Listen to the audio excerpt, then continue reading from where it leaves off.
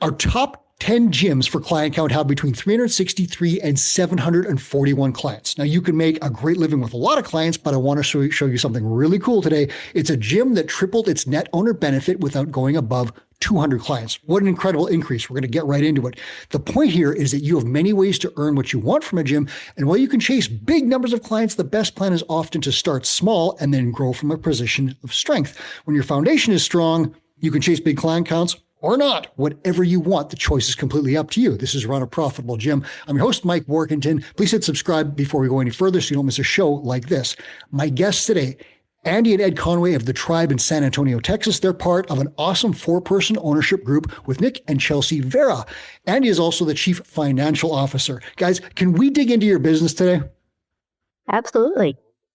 Welcome here. I'm so excited to do this because your mentor, Storm, told me that you've done amazing things. And again, without going over a huge number of clients, you have done a great job of increasing net owner benefits. So we're going to figure out how you did that. So talk to me a little bit about how did your membership count and net owner benefit figures change over the last 3 years? I'd love to hear what the evolution has been. So really, gym member numbers honestly haven't changed a whole lot. I mean, we fluctuated month to month a little bit here and there, gained and had attrition, but it's really hovered around 170, 175, I would say. But the most significant is certainly the net owner benefit. Wow. After the first year, that doubled from what prior to working with Storm. Storm numbers were. And then at this point in time, we are doing triple of what we did prior to Two Brain. Wow. And this is without increasing the number of members a great deal.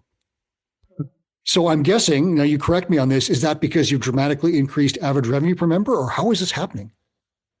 Yes, absolutely. And some people have transitioned from the big group classes and training or small groups, and Storm has definitely helped us be really consistent with seasonal events that we do, and that just adds to the community and obviously the revenue. So I'm going to dig into this a little bit further, but I got to know right now, like average revenue per member, how have you managed to move that number so dramatically? Like what's the stuff that goes in there? My average revenue per member number, when I was running a gym with a group program, it didn't move a whole lot because I didn't have a mentor to show me how. What have you done to change that number? I think there's a few things. Before working with Storm, our business philosophy was really service-minded first. But that came along with a price. We ended up giving away a lot of discounts and a lot of trade memberships, and really weren't charging what we were worth. And so Storm goes, all right, at first, let's get rid of all the discounts. Let's get rid of all the couples memberships. Let's get rid of all these trades and bring everybody up to 2 main options of memberships. And then we also did a rate increase that we hadn't done up until that point. In addition to introducing the on-ramp program for every new client that we weren't doing prior to that as well. So there was multiple things. And then like Andi was saying, Storm helping us out with how to more successfully run the event stuff that we do in the gym. There was this probably like 4 or 5 things that we did within the first year that between the ownership group, we were like, man, I don't know if we're comfortable with this. And then all of a sudden at the end of the year, I have my wife handing me, net owner benefit checks. I'm like, oh, yeah. I bet everybody was on board after that. So what got you over the fear? Because I've done the same thing. Rate increases are scary. Changing membership options, scary. All these things, very scary. How did you get through that and do it? I would honestly say Storm being our mentor, I think Two Brain did a fantastic job pairing us with him. He was a perfect fit for our team. Good guy. The trust really after the first meeting was there with him. So it was just kind of nice. Like we would have a little disagreements, but one person thought this way, the other thought this way, and it was great to have a time. But Storm was just always so positive, and like it worked for him, and he just made us feel way more comfortable. And obviously, like Ed said, seeing the numbers change, even just after a few months, was okay. We're doing what we're doing. I also Right. think, in addition to that, and one of the things that stuck with all four of us was, he said, it's okay to be a service-minded business, but you're not going to be able to serve people if you're not in business. Right? It is. And that was one of the biggest light bulb moments, I think, for all four of us, was okay, well, then what do we need to do to sing this? And that's a really common one, because as gym owners, we want to help everyone, and we'll regularly do things like, I want to serve this client, so I'm going to offer a discount so that I can get this person in the door, and the husband will offer a discount for that spouse or whatever. And all of a sudden, your average revenue per member is below what you can sustain. You're actually losing money on the memberships. You get burned out because you're working 60 hours a week, and all of a sudden, everything is in trouble. And Andi, I see you nodding, because I think you and I probably went down the same path.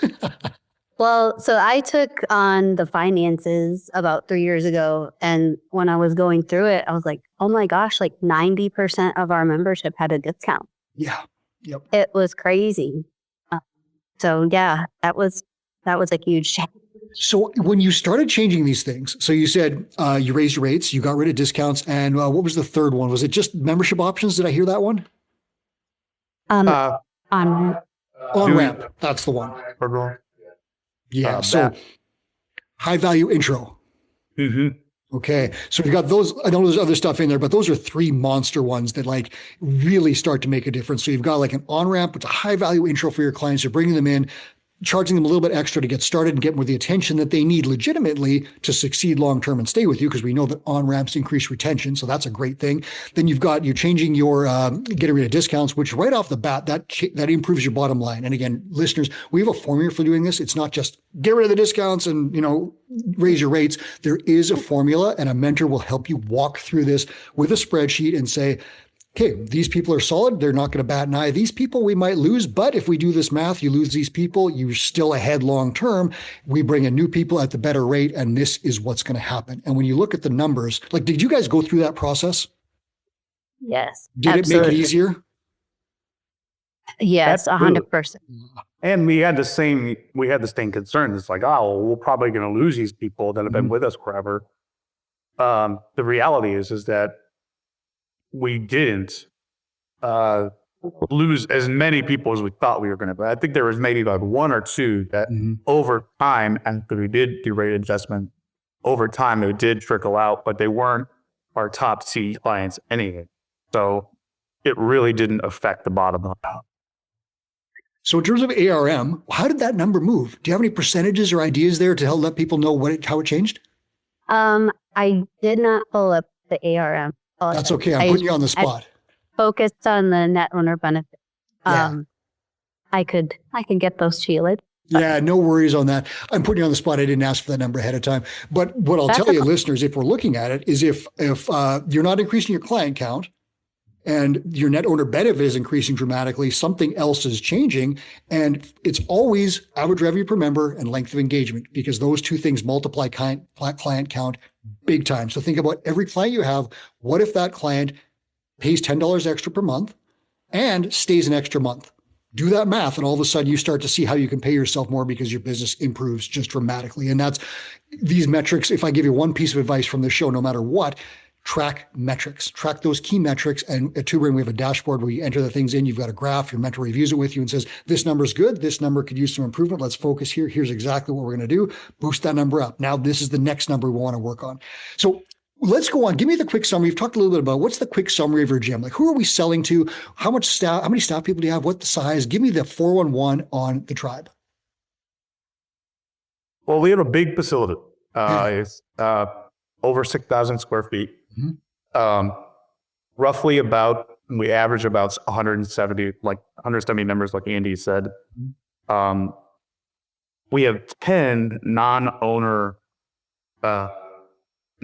coaches. Okay, so big stuff. Whether that's, but most all of them are part-time. Mm-hmm. So we don't have as of right now, a full-time.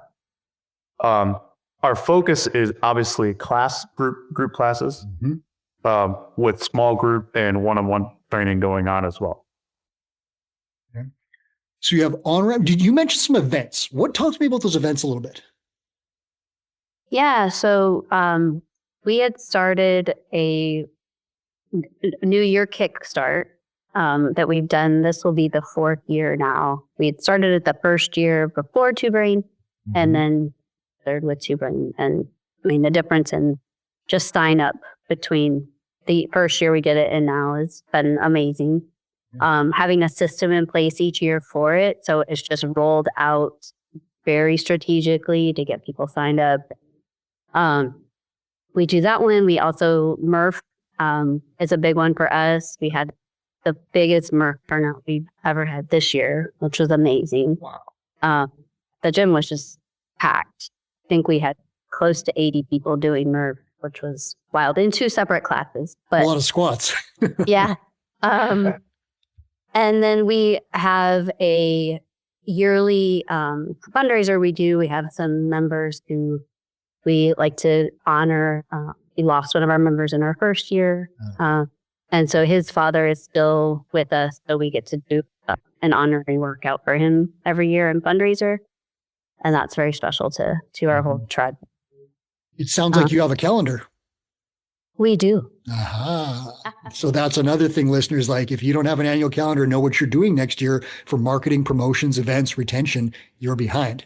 Anything else that cut you off there? Because I want to make that point for listeners. Is there anything else on your calendar that we should know about?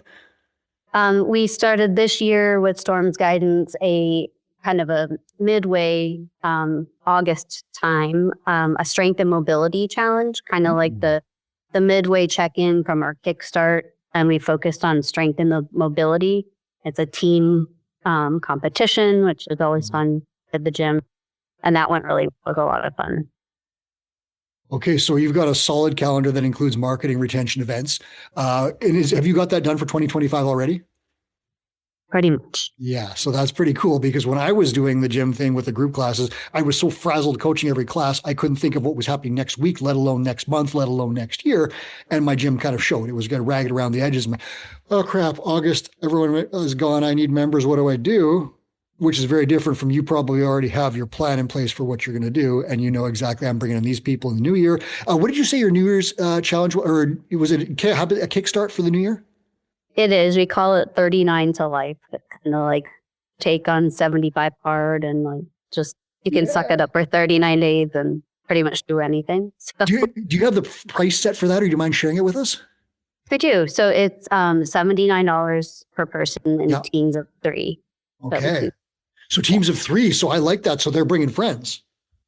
Yes. We have lots of peer pressure to sign up and stay accountable. Now, in terms of like when that challenge ends, so how long was it? Was it 39 days, or did I get that wrong? 39 days, correct. Okay, so 39 days. At the end of that, what do you do to make sure these people keep training with you? Well, that's why we started the midway strength and mobility, to kind of keep people going. Because we did notice, like, everyone does great and it keeps our classes huge. And then once the summer comes around, people start getting a little lazy, taking lots of vacations. But that's why we added that midway checkpoint. And Murph also did help just kind of remotivate people. Or the open, another one, kind of continues on from 39 to life. We also this year will be the first year that we really dial it in of doing goal reviews with people before and then touchy base after the challenge, saying, okay, what worked? I'll do an in-body scan. Here's the results. Like, what are we looking forward to do now for the moving forward? And so, though it was a goal of ours last year to do that, we didn't really touch base with everybody. This year, we're going to make it a priority. Yeah, and it's hard to do. I ran challenges and you get overwhelmed, but what you've got now is a plan where you're going to meet with these people, get their goals. So you have this powerful emotional piece of data that you now know about them, get them as far as you can during that challenge. And again, over 39 days, you can do a little bit. You can't do the whole deal if it's like lose 30 pounds or whatever it is. At the end of it, though, you say, here's where we got to. What were the challenges? Here's how we solved them. Here's the plan going forward. Do you want to join? And they're like, yeah, I've already lost 5 pounds. I want to lose the 30. You've laid out the plan. Here's my credit card. Like I've seen this work in other gyms. Like you guys are on the exact right path with that. Do you use this prescriptive model, which is what we call it here at Two Brain? Do you guys use that with general intake as well? So with your members now, are you doing goal reviews and then, the prescriptive model of finding it out and then selling that way?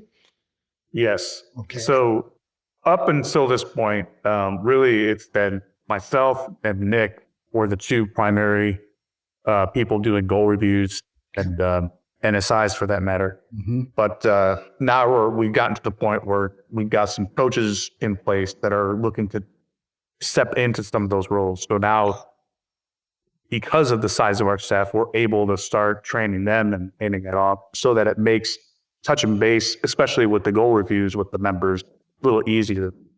And spreading it out between 3 or 4 people versus doing it just with 1 or 2. Yeah, it's hard to start that, especially if you've got a bunch of members, like say 170 members, like you've got, and you don't have goal review system in place. It's intimidating to start that, right? Because like, where do I find the staff and all this other stuff? But the way to start it is with new people. You bring them in, you start doing this consultative selling process.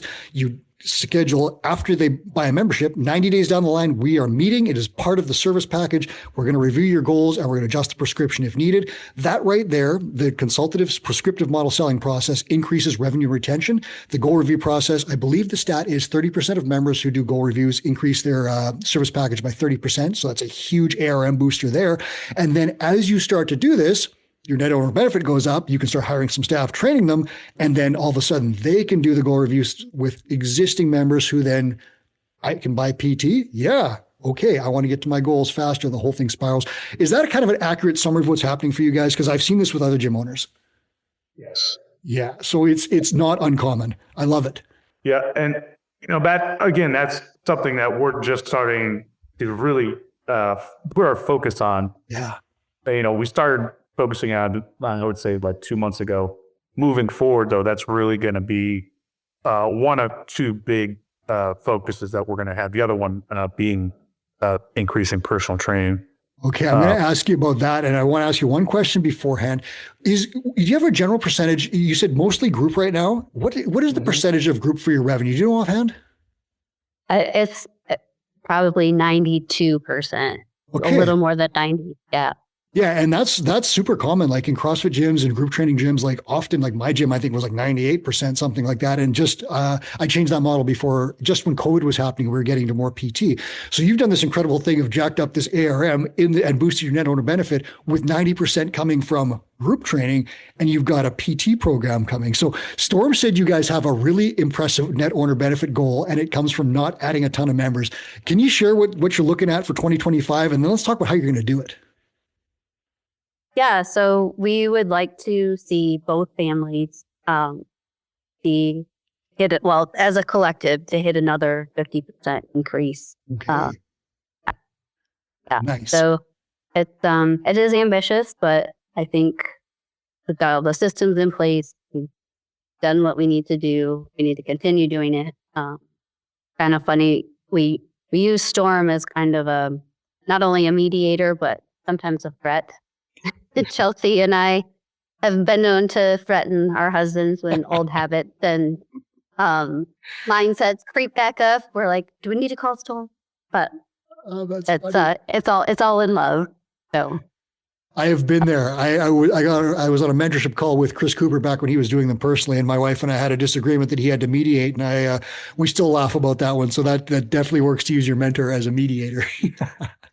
So you're talking about another significant increase in net owner benefit, but Storm tells me that you are not planning to add 700 members to do it. You're looking at using a small number of high value clients. Can you tell me a little bit about that plan? Yeah. So really, the like I said, the focus is going to be moving forward in 2025 at personal training, and really the goal, I think, is adding 10 to 12 new personal training clients. And if we didn't lose any other member, and we just added those personal training clients, it automatically gets us to our net owner benefit goals without doing it. Really? So you have these numbers already kicked out, and you know that that's the number of people to kick in this revenue to get to this goal. Yeah. Whoa. So how are you going to get them? What Storm told you? We're training two of our coaches to be able to handle more personal training, more one-on-one stuff, one-on-one and or small group personal training. We have one trainer that is coming from a different location and wanting to move full-time into and so she already has a little bit of a following that we're hoping to see immediate revenue from. And then really switching the way that we're doing our marketing to going from the focus of group training to more of, we're a coaching gym, and you can either choose one of these three coaching options. You can do big group, you can do small group, you can do one-on-one, but it's a coaching philosophy versus CrossFit versus one-on-one PT. Taking that mental switch and thinking about it differently from an ownership perspective is going to help steer the way that we're marketing into 2025. And then again, just putting the focus on getting our coaches trained up so that they can handle these personal training clients for the coming. Okay, so Andy, you said that this was an ambitious goal, but Ed just laid out the plan that you guys have all put together. Does having that plan make it seem like it's ambitious but very doable? Yeah, absolutely. The spreadsheet with the new golden hour challenge just makes the numbers look so much more possible. I love numbers, that's why I work on that side, but it's real easy to just go in there and change a couple of things. And that's why he's 10 to 12 clients in these programs or these one-on-ones or small groups can make all the difference. It's really just wild. Yeah, and I asked you that because I know you're the financial person, sometimes people will come up with ideas and say, I want to make this much money. And it's like, okay, great, how? And the how has to be the numbers and the finance and the data and the backup. And I'm similar to you where I need to see the plan. And if I don't see the plan, it's a ridiculous idea, pie in the sky castle that may never be there. I need to see the numbers. And so that was really helpful for me with a mentor, is saying, here's the exact steps, here's how we work the numbers. And when I start to see, like you guys have, if I get 10 high value clients, I can make this. That doesn't sound that hard. And then, especially with you guys have this ownership group where you can start breaking things down. Okay, you're handling this part of the plan, you're handling coach development, you're handling this part of the plan. All of a sudden, everything starts to make sense, divide and conquer, and you start to get a lot of movement. How critical was Storm in holding this whole thing together and helping you guys do it? Because I know a 4-person ownership group could be very challenging. Yeah, so we've been very fortunate that I have 2 husband and wife teams before. We've had a really great dynamic. And Storm just kind of took that and magnified. Like I said, he was a really great fit for us and the trust was there immediately. But he wasn't just a cheerleader. He was always there with just a great answer, and we just have so much respect for him. I think one of the other big things he walked us through was our vivid vision. And I think that was huge in getting us to the stack that we have currently. So everything from just paths at the gym, but staffing and decisions are filtered to first our priorities, families and business owners, and then our values. Mm-hmm. And since going through that, our staff has just been phenomenal. Their character, we have hired people represent us just if we're not there, right? And we have the ability to trust them, things go, and now to take on more roles so we can grow the business. Ed, you had something to say on this one, I think, too. I'll let you rip on that. Yeah, I think the only thing that I would like to add to it was that Storm really helped us put each of the owners in the roles that we were all going to be successful at, right? So me trying to do the finances early on was a nightmare. It just didn't happen because I hated doing, right? But I love doing the sales side of the business. So, putting me into sales, putting Andy in the CFO chair, Nick in, the coach's coach, right? He's more runs the staff, and then Chelsea does the marketing. And I think by spreading out those roles and with sort of guidance, it really helped each of us individually kind of sharpen our focus on what our task was for the business. Because I've seen ownership groups are very challenging at times. I've seen, I think, a 6-person ownership group. There's the biggest one I think I've seen in Two Brain. It's very doable, but it's much more doable if you have roles and responsibilities laid out and everybody knows what that person is doing. Everything is in the wheelhouse and away you go. So listeners, I'm going to lay this out for you very quickly here. Through the elimination of discounts, raising some rates, and bringing in an introductory on-ramp process, we're talking massive increases in net owner benefit without adding a ton of clients. So you're not stressing your systems, you're not stressing your marketing, you're not spending a ton of money, trying to acquire clients. You're just making things better. Net owner benefit skyrockets at that point. And then from there, they want to tack it on even further and push that net owner benefit way down the line. They've got 90% of their training revenue comes from group training. I've seen gyms, some of the best Two Brain gyms, they have about 25, 30% PT revenue. And all of a sudden, everything is incredible because these are high value clients, one-on-one. They're getting better results. They want to pay for it. They're kicking in a ton more revenue. And all of a sudden, the gym's gross revenue takes off. So I think this is very possible, but those are the essential elements of the plan.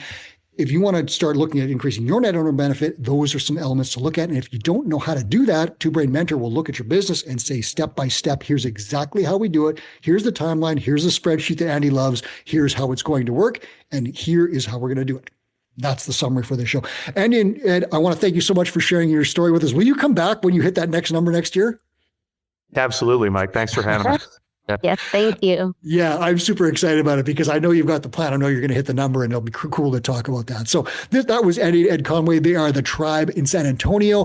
This is Run a Profitable Gym. I'm Mike Warkentin. On your way out the door, please hit subscribe so you don't miss another episode just like this where we dig into the very best gyms around the world and the owners tell you exactly how they're doing what they're doing.